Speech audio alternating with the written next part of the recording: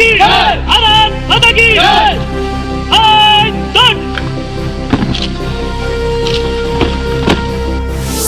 हमारी हुंकार से दुश्मन थर्राते हैं।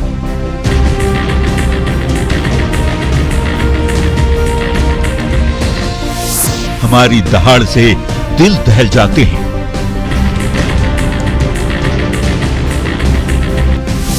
रात दिन आठों पहर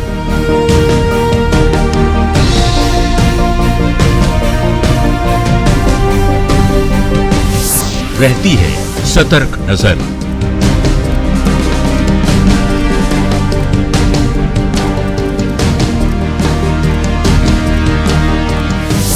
बारिश हो, सर्दी हो या धूप हो,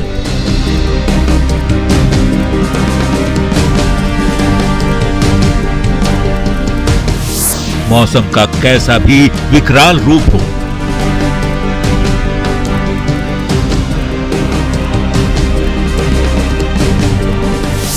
हमें रुकना गवारा नहीं है।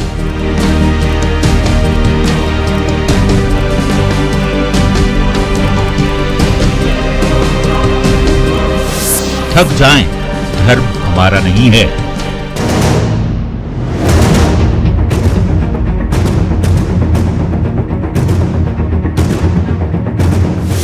घुसपैठिए क्या, परिंदे भी डरते हैं।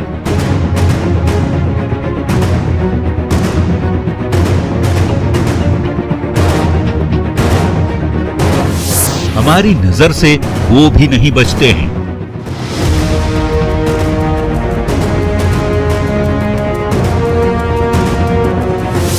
दुश्मनों के काल है।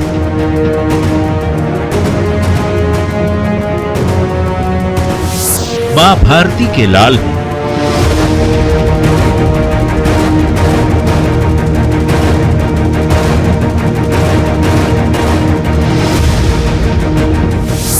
सरहदों के निगहबान है।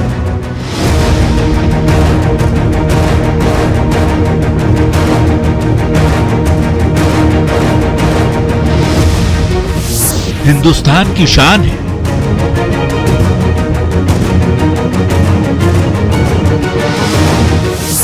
बलिदान ही हर दम से है।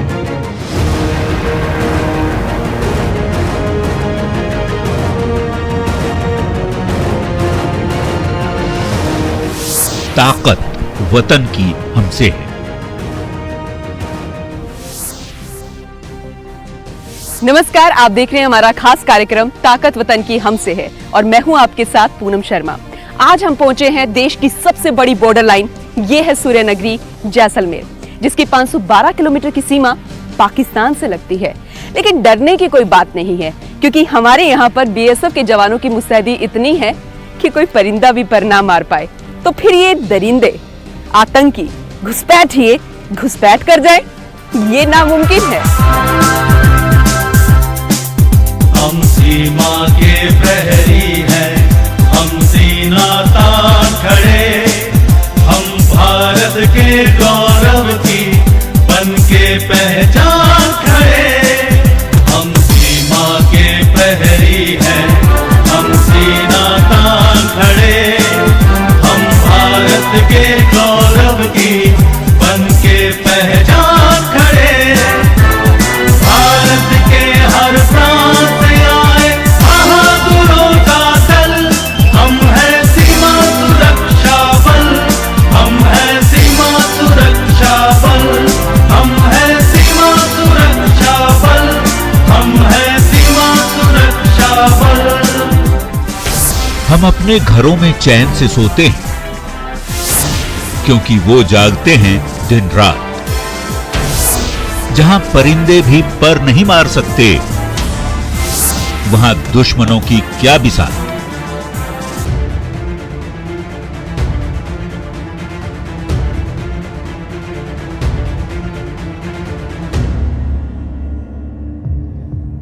दूरबीन से नजर,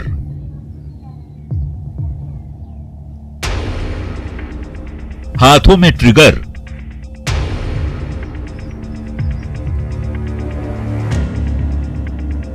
दिन रात पल पल सतर्क।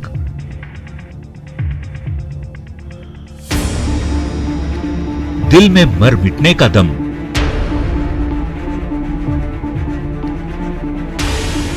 दुश्मनों की हर हिमाकत पर भरपूर वार को तैयार। फिर दुश्मनों की क्या बिसात, फिर सरहदों को छूने की बात तो दूर, नापाक नजरें डालने की भी जरूरत दुश्मनों के दिल में दहशत भर देती है।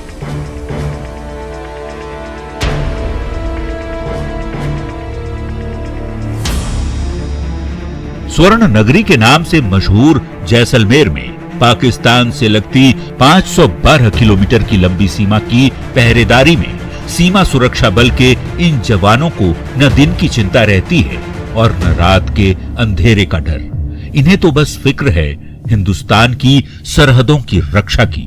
तभी तो सतर्क नजरों के साथ हाथ में हथियार और दिल में जोश लिए वो सरहद की निगहबानी में मुस्तैद हैं। सरहदों की रक्षा के लिए कंटीले तारों की दीवार बनी है, लेकिन इसके बावजूद अगर दुश्मन ने कोई हिमाकत कर ही डाली तो ट्रिगर पर लगे हाथ हरकत करते हैं और नापाक मंसूबे लिए दुश्मन काल की गाल में समा जाते हैं। इलाका रेगिस्तानी है, जाहिर है गाड़ियों की सुविधा भी नहीं है, लेकिन रेगिस्तान का जहाज ही सही, ऊंटों पर सवार बीएसएफ के जवान हर वार पर पलटवार को पूरी तरह तैयार हैं। क्या हिम्मत कि इनकी नजरों से कोई बच पाए। हालात कितने भी मुश्किल भरे क्यों ना हो, इन्हें रुकना नहीं है, इन्हें थकना नहीं है। ऊंट पर बैठकर किस तरीके से पेट्रोलिंग की जाती है, सरहद की सुरक्षा की जाती है, ये भी हम आपको बताते हैं। हमारे साथ है महिला जवान मिंटू जी, उनसे जानते हैं। अच्छा मिंटू, ये ऊंट पर बैठकर जो पेट्रोलिंग की जा रही है, ये किस तरीके से होती है? मैम, ये जो ऊँट पे बैठ के पेट्रोलिंग की जाती है, इसको फटा परेड बोलते हैं। अच्छा। तो हमारी ड्यूटी के दरमियान बाद में यहाँ पे फुटप्रिंट्स बन जाते हैं। अगर कोई इधर से उधर होता है तो उसकी जानकारी के लिए फटा किया जाता है। अच्छा, तो ये कितनी बार होती है दिन में? ये मॉर्निंग में होती है और इवनिंग में होती है। अच्छा, तो ये आप जैसे कैमल पर बैठे हैं, पेट्रोलिंग कर रहे हैं, इसे राइड भी कर रहे हैं, तो कैसे संभव हो पाया? आप मतलब किस तरीके से आप तैयार थी इसके लिए? जब हमें ट्रेनिंग दी जाती है तो हमें मल्टी ट्रेनिंग दी जाती है। हम ड्यूटी के अलावा भी हमें ड्राइविंग, कैमल राइडिंग सब सिखाया जाता है, इसलिए हमारे लिए उतना मुश्किल नहीं होता। अच्छा, यानी कि मल्टी ट्रेनिंग यहाँ पर होती है? जी मैम। मतलब पुरुषों के साथ आप भी यहाँ पर कैमल प्रैक्टिस भी कर रहे हैं, किस तरीके से फट्टा परेड होती है। अच्छा, वो दूर मेरे को एक चौकी नजर आ रही है व्हाइट कलर की, फेसिंग के उस पार, ये क्या है? ये मैम पाकिस्तान की सीमा चौकी है। अच्छा, जो यहाँ से लगभग 1500 मीटर होगी। तो इसके पीछे क्या नापाक साजिश हो सकती है पाकिस्तान के? जिस तरह से हमारी सीमा चौकी है, हम अपना एरिया डोमिनेट करने के लिए, वैसे ही वो भी अपना एरिया डोमिनेट करने के लिए उनकी वो चौकी है और वो लगातार हम पे निगरानी रखने के लिए वहाँ पे रहते हैं। अच्छा, तो अभी तो बहुत ज़्यादा गर्मी हो रही है और मई जून में तो और भी बहुत ज़्यादा गर्मी होती है, तो घुसपैठ अगर हो रही है पाकिस्तान की तरफ से, किस मौसम में सबसे ज़्यादा होती है? गर्मी में तो मैम बहुत मुश्किल होता है, क्योंकि यहाँ पे नज़दीक पानी की कोई व्यवस्था नहीं है, तो पानी लेके उतना चलना संभव नहीं हो पाता, इसलिए गर्मी के मौसम में उतना नहीं होता। बाकी जो ठंडा मौसम होता है उस टाइम थोड़ी दिक्कत होती है, उस टाइम हम अपनी फुल तैयारी के साथ रहते हैं। मतलब कि ज़्यादा सिक्योरिटी आपको करनी पड़ती है उस वक्त? ठीक है, मतलब सर्दी का मौसम जो है वो ज़्यादा चांस होता है कि उस वक्त घुसपैठ। जी मैम। अच्छा, रात को भी मतलब ये जो लाइट्स लगी हुई हैं, क्या ये रात को जलाने के लिए है? किस तरीके से यहाँ पर होती है तैयारी? जी मैम, ये BFL है, बॉर्डर फ्लड लाइट। अच्छा। ये नाइट में ऑन की जाती है, इससे पूरा एरिया डोमिनेट होता रहता है दूर तक। अच्छा, तो जैसे ये फेसिंग यहाँ पर है, तो रात में भी इसको कुछ अलग तरीके से इस पे सिक्योरिटी होती है? जहाँ तक मैंने सुना है कुछ कोबरा वायरिंग भी यहाँ पर होती है। जी मैम, यहाँ पे कोबरा वायर लगे हैं, तो जैसे ही अंधेरा होता है तो ये ऑन कर दी जाती है फ्लड लाइट। और अच्छा, तो ये जो फट्टा परेड हो रही है अपने ऊंट से, ये कितने किलोमीटर तक होती है? ये मैम सीमा चौकी का जितना एरिया होता है उतने तक होती है, जैसे लगभग 8 किलोमीटर है। अच्छा, और पेट्रोलिंग मतलब अगर आप कर रहे हैं तो ये कितने सीमा तक, कितने किलोमीटर तक होता है? जैसे हमारी सीमा चौकी का एरिया 8 किलोमीटर का है। हाँ। तो इतने तक ये फटा परेड होती है, पूरा एरिया डोमिनेट किया जाता है। चलिए, मतलब कि आपकी दिन रात कोई भी मौसम हो वो सीमा की सुरक्षा के लिए ही है। तो एक अहम सवाल मैं आपसे पूछूंगी, क्योंकि अब आने वाले समय में कई त्योहार आ रहे हैं, रक्षाबंधन भी आने वाला है, 15 अगस्त भी है, उस पर जिम्मेदारी आपकी बहुत ज़्यादा यहाँ पर है, लेकिन जब त्योहार आते हैं, परिवार से आप दूर होते हैं, तो मतलब क्या महसूस होता है? यहाँ पर ड्यूटी भी निभानी है, वहाँ पर परिवार भी है। हाँ, याद तो आती है, पर सबसे पहले देश सेवा, तो इसलिए हम देश सेवा को पहले प्रायोरिटी देते हैं। चलिए, बहुत बहुत शुक्रिया हमसे बात करने के लिए मिंटू जी। Thank you.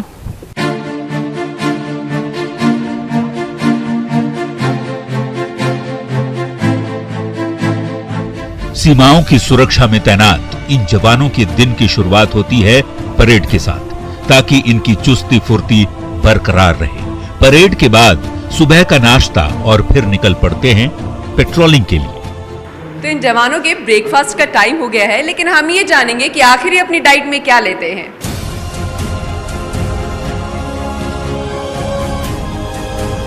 तो आपकी सुबह की शुरुआत क्या ब्रेकफास्ट से होती है या किससे होती है? सुबह सब ड्यूटी से आते हैं हम, ड्यूटी से आने के बाद में हमारी पीटी होती है, फिर एक्सरसाइज है, मिनी जिम हॉल भी बना रखा है यहाँ पे। अच्छा। उसके बाद में अब ये ब्रेकफास्ट से शुरू करते हैं। अच्छा, तो आपको क्या ब्रेकफास्ट में कोई फिक्स मेन्यू है या बदलता रहता है? डे वाइज मेन्यू रखा हुआ है हमारा में।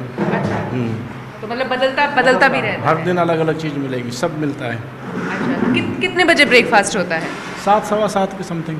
अच्छा, तो फिर उसके बाद जैसे जैसे ड्यूटी से आते रहेंगे ब्रेकफास्ट चलता रहेगा। उसके बाद फिर ड्यूटी आ जाती है, मॉर्निंग ओपी वगैरह, फिर दोपहर का खाना।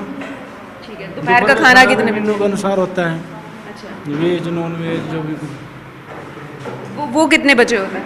वो 12 बजे शुरू हो जाता है। उसी हिसाब जिस हिसाब से ड्यूटी होती है उसी हिसाब से अपना ड्यूटी जाने वाला खाएगा और ड्यूटी जाएगा। चलिए, आप शुरू कीजिए अपना ब्रेकफास्ट। हम इनसे जानते हैं कि इनको ब्रेकफास्ट में सबसे ज़्यादा क्या पसंद आता है। आप ब्रेकफास्ट में आपको सबसे अच्छी मील क्या लगती है यहाँ पे? आलू के पराठे। आलू के पराठे। चलिए, बहुत अच्छा, आप अपना ब्रेकफास्ट शुरू कीजिए। तो क्योंकि गर्मी बहुत ज़्यादा है इस वक्त यहाँ पर, तो किस तरीके से यहाँ पर लिक्विड डाइट मिलती है, मतलब प्रोटीन या ड्राई फ्रूट जो है, क्योंकि मैं देख रही हूँ यहाँ पर मेन्यू भी मैंने देखा बदलता रहता है, ये भी शामिल है। किस तरीके से यहाँ पर ये चीज़ शामिल की जाती है? लिक्विड में हम बस जैसे जूस ले लेते हैं, शाम के टाइम पे नींबू पानी मिलता है, दिन में ज़्यादा से ज़्यादा पानी का इस्तेमाल करते हैं, जिससे मतलब शरीर में हाइड्रेट रहे आप। हाँ। अच्छा, आपको क्या पसंद है ब्रेकफास्ट में? वही सब जो आलू के पराठे हैं, डेली मतलब चेंजिंग होता रहता है।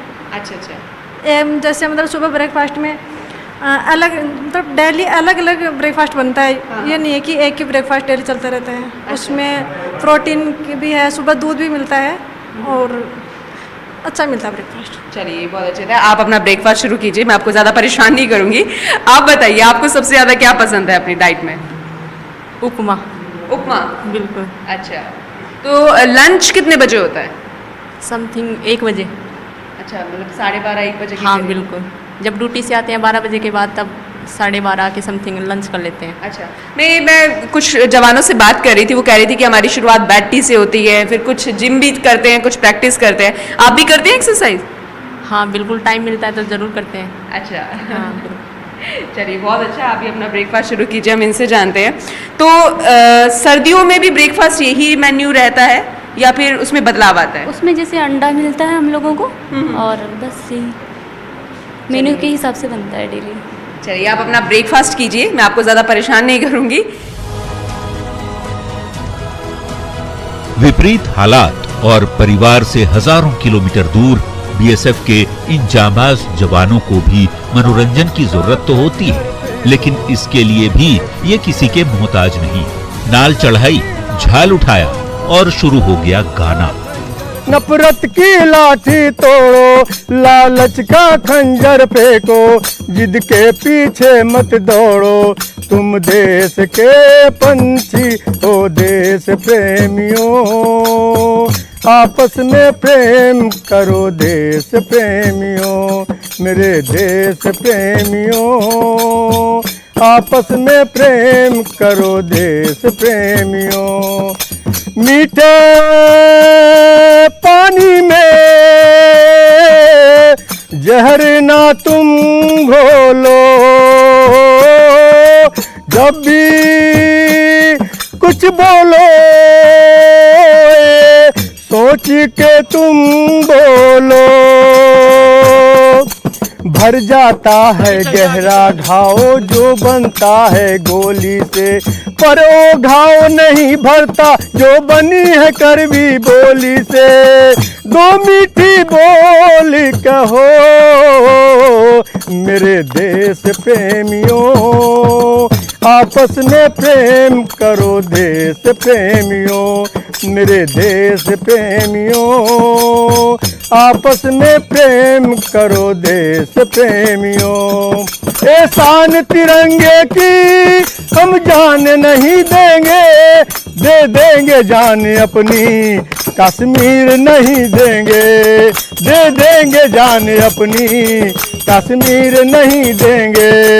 ए शान तिरंगे की हम जान नहीं देंगे, दे देंगे जान अपनी कश्मीर नहीं देंगे, दे देंगे जान अपनी कश्मीर नहीं देंगे। हम अपने बुजुर्गों की जागीर नहीं देंगे, हम अपने बुजुर्गों की जागीर नहीं देंगे, दे देंगे जान अपनी कश्मीर नहीं देंगे, दे देंगे जान अपनी कश्मीर नहीं देंगे। ए शान तिरंगे की हम जान नहीं देंगे, दे देंगे जान अपनी कश्मीर नहीं देंगे, दे देंगे जान अपनी कश्मीर नहीं देंगे। ए मातृभूमि मेरी हम जान से प्यारी है, ए मातृभूमि मेरी हम जान से प्यारी है। शोभा इस भारत की सारे जग में निराली है, शोभा इस भारत की सारे जग में निराली है। ए शान तिरंगे की हम जान नहीं देंगे, दे देंगे जान अपनी कश्मीर नहीं देंगे, दे देंगे जान अपनी कश्मीर नहीं देंगे। राइफल उठाए चलना जवानवा, राइफल उठाए चलना, हरदम बॉर्डर पे छाए रहना, हरदम बॉर्डर पे छाए रहना। राइफल उठाए चलना जवानवा, राइफल उठाए चलना, हरदम बॉर्डर पे छाए रहना, हरदम बॉर्डर पे छाए रहना। गोली धमाके से तुम मत डरना, गोली धमाके से तुम मत डरना, बॉर्डर की रक्षा सदा करना, जवान वहाँ राइफल उठाए चलना, हरदम बॉर्डर पे छाए रहना, हरदम बॉर्डर पे छाए रहना।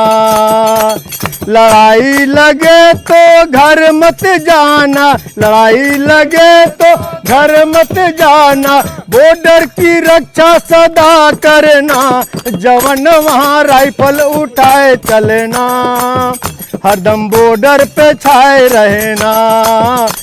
ये इनके लिए सिर्फ गाने के बोल नहीं है, बल्कि इनकी जिंदगी का मकसद है। राइफल उठाए, बॉर्डर पर मुस्तैद, जान दे देंगे, लेकिन दुश्मनों के नापाक इरादों को ध्वस्त कर देंगे।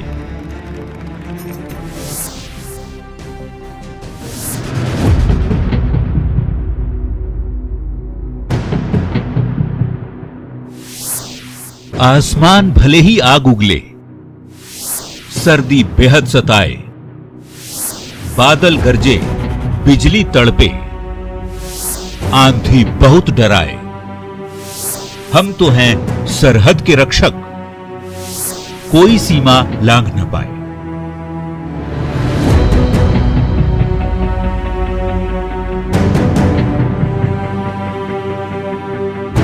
जब आग उगलते आसमान की गर्मी से पूरा देश परेशान रहता है, उस समय भी बीएसएफ के जवान पूरी मुस्तैदी के साथ सरहदों पर डटे रहते हैं। जिस तपती धूप में रेत के समंदर में चलना अंगारों पर चलने से कम नहीं लगता, दूर दूर तक न पेड़ की छांव न इंसान, बस चमकती है तो सिर्फ रेत ही रेत। लेकिन इन विपरीत हालात में भी सीमा सुरक्षा बल के जवान सीमा पार की हर नापाक हरकत का जवाब देने के लिए तैयार बैठे।